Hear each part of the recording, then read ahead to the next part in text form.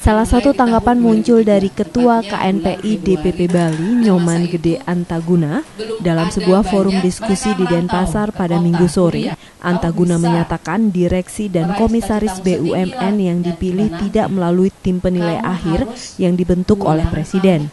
Pemilihan tersebut dinilai inkonstitusional dan melanggar Perpres 177 tahun 2014.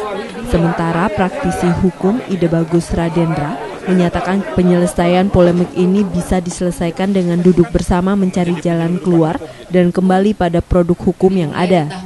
Sebab pada Perpres 177 tahun 2014 adalah produk hukum yang tidak boleh dilanggar. Keterpanggilan pemuda untuk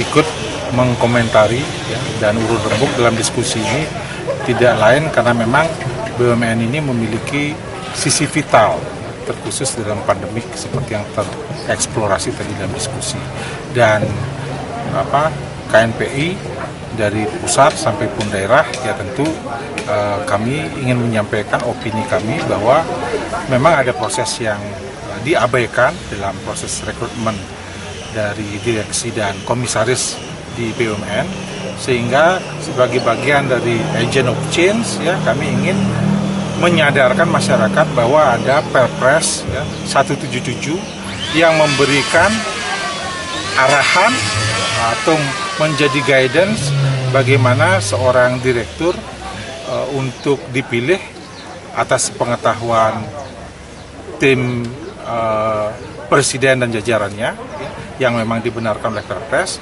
sehingga benar-benar mengikuti kaidah hukum. Kontribusi dari masa lalu. Jadi karena tadi disampaikan bahwa ada praktek yang sudah berlangsung lama sebetulnya, tapi kemudian tidak dibuka atau tidak terbuka. Jadi yang menjadi siapa yang salah di sini kita harus melihat satu, para penyelenggara yang terdahulu itu juga punya peran. Kemudian yang kedua adalah sekarang ini kita fokus kepada sekarang, pejabat yang sekarang ketika regulasinya sudah jelas, maka sebaiknya sederhana saja bersikap, aturan itu diikuti dengan baik.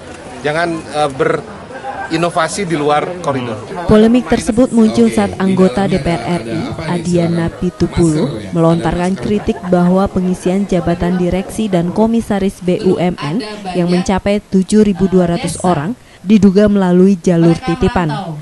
Namun Sekjen Perhimpunan Nasional Aktivis PENA 98 ini menyatakan hendaknya kritikan dan pemilihan direksi dan komisaris BUMN oleh Presiden melalui TPA hendaknya dipisahkan. Karena tidak bisa memisahkan antara nama-nama direksi dan komisaris yang diminta Presiden dan kritik saya. Itu tidak harus, menurut saya dipisah dong. Kritik ya kritik. Nama-nama itu urusan Presiden gitu loh. Apalagi kan sesuai Perpres tadi kan, Perpres 177. Artinya bahwa mekanisme yang dilakukan dalam menyerahkan nama-nama yang diminta Presiden itu sudah benar menurut saya lewat TPA. Lalu yang akan Abang ungkap di publik, apakah tidak bisa disebut bagian dari Abang kekecewaan itu? Enggak, kita nih dari dulu sudah sering kecewa.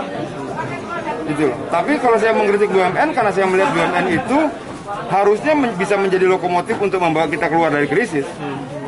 Karena dia mengelola berkontribusi dalam 2/3 perputaran roda ekonomi kita.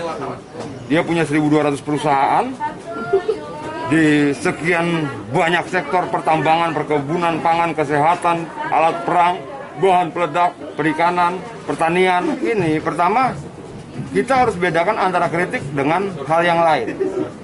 Yang harus diuji adalah kritik saya benar nggak?